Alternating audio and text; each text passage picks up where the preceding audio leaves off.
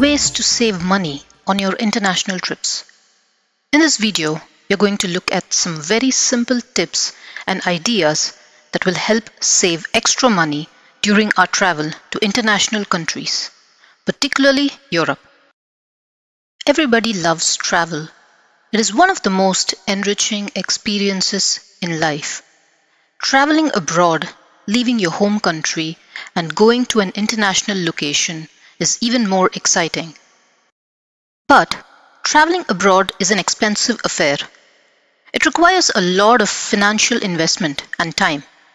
When we travel to an international country, we have to spend money in the local currency, which means we have to buy international currency by spending our local currency. In Europe, in particular, the local currency is euros. One will have to convert their dollars or rupees to euros. There are still some European countries who are not part of the European Schengen Agreement and use their own local currency, like Poland or Denmark. Poland uses zloty and Denmark uses kroner. Depending on the country visited, we have to prepare to spend money. There are planned expenses: flight cost, train cost, traveling by cruise ships. All of these are planned costs. We pay in advance in most cases to book journey tickets. Similarly, hotel accommodation or Airbnb can be booked in advance.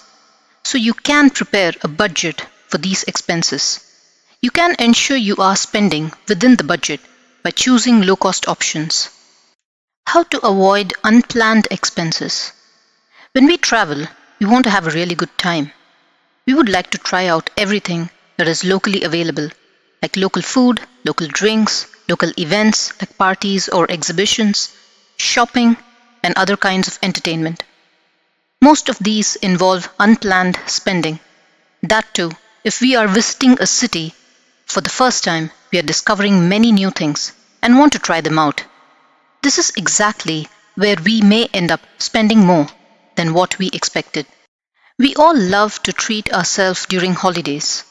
Dining at a good restaurant, having a good cup of coffee, luxurious breakfast, drinks with friends. These are common desires.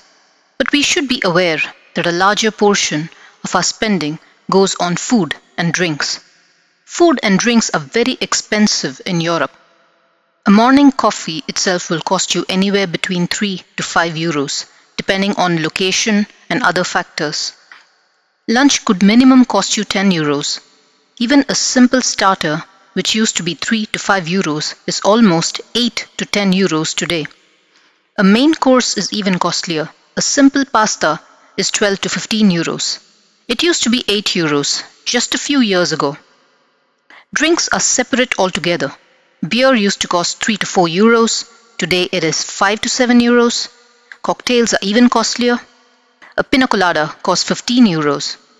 Whether it is summer or winter, drinking is common, either for quenching thirst or for feeling good before going to bed. How to avoid this? Buy small bottles of spirits or alcohol at duty-free. A small bottle of spirit costs 1 to 2 euros. Duty-free drinks are comparatively cheaper than other retail drinks. Quite often you will find discounts. Another option is to buy alcohol at the local stores or supermarkets. A simple wine bottle costs you about 5 to 6 euros in the supermarket. If you consume by the glass at a restaurant, you will almost pay the same. You will also feel like drinking more wine and end up paying more than the cost of a bottle. Do not drink at restaurants. Carry empty water bottles and fill water. Many cities provide potable drinking water in prime areas. You can avoid buying water. Most cities have takeaway food shops. You will easily find sliced pizzas, kebabs, fried rice, and curries at much lower cost in a takeaway shop. The shop will not charge you for seating or service costs, thereby making the product itself cheaper. In restaurants, avoid bread baskets. It is a notorious practice by many restaurants to provide starters like breads or cheese without asking the customer. We generally think it is free, but it is not. These condiments are charged. Avoid them or confirm whether they are free before consuming. Also avoid bottled water. They are usually charged 1 to 2 euros. Most of the day's events involve visiting local attractions. It could be museums, theaters, theme parks, landmarks, places of historical importance. Many cities have museums, and museums are ticketed in most places. They are quite expensive. It could be cheaper to visit free museums instead of paid ones. Every city will have free museums or attractions. Some websites offer cheaper tickets to attractions if you book months in advance. Some hotels provide coupons or discounts to their guests. You can take advantage of those. The beach is free. The harbor is free in most places. One could also spend a lot of time in the city square or discover inner lanes and cobbled streets to understand local lifestyle. Free city walk is an event in itself. Another cost-effective plan is to visit in off-season when attractions are much cheaper. Off-season is usually the months after September and before May. Off-season tourism works for places where the weather is not too harsh. Some European cities don't get too cold until it is December, so they can still be discovered. But one will have to ensure that they are wearing enough layers of clothing so the weather can be managed. Peak season are the summer months starting from June until September. For some places, peak season is actually July, August, and September. That is when school holidays are declared, which makes it easier for families to travel with children. If you are a person who likes to avoid family crowd, then your best time will be to visit in off-season months. Some cities offer travel cards and city passes for tourists. They range from 1 day to 3 days, 5 days, or 7 days, sometimes even weeks.